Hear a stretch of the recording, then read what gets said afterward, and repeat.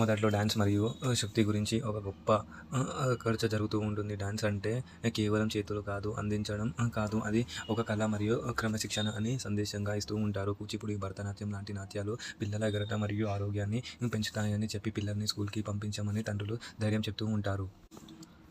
ఇంకోవైపు పచ్చళ్ళ వ్యాపారం చేసేవాళ్ళు చాలా ఇబ్బందులు పడుతున్నారు. అనగాదేవి దగ్గర తీసుకున్న అప్పు తీర్చకపోతే ఏమంటుందో అని వాళ్ళు భయపడుతూ ఉంటారు. అనగాదేవి వచ్చి చాలా తీర్క్షమంగా మాట్లాడుతూ ఉంటుంది. మా ఇంట్లో కుక్కలు కూడా ఈ పచ్చళ్ళు తినవు అని అవమానిస్తూ ఉంటుంది శ్రీను మరియు తన ఇంటి వాళ్ళు. ఒక చిన్న పాపకి మెడికల్ ఎమర్జెన్సీ ఉంది. డాక్టర్ పాపకి సర్జరీ తప్ప వేరే మార్గం లేదు. దానికి 50 లక్షలు ఖర్చు అవుతుంది అని చెప్తూ ఉంటాడు. ఇది విన్న శ్రీను చాలా షాక్ అవుతాడు మరియు తన బిడ్డ ప్రేమించిన వచ్చిన ప్రమాదం ఎలా బయటపడుతుందని చూస్తూ ఉంటాడు. ప్రశాంత్ తన బిడ్డ కోసం ఎక్కడ నుంచి ఇంత డబ్బులు తీసుకురాగలరు అని కంగారు పడుతూ ఉంటాడు. అంత డబ్బు అరేంజ్ చేయడానికి తను తన దగ్గర ఉన్న డబ్బులు మొత్తం కలెక్ట్ చేస్తూ ఉంటాడు. కానీ అన్ని కలిపిన 15 లక్షలు కూడా రావు అని తెలుస్తూ ఉంటుంది.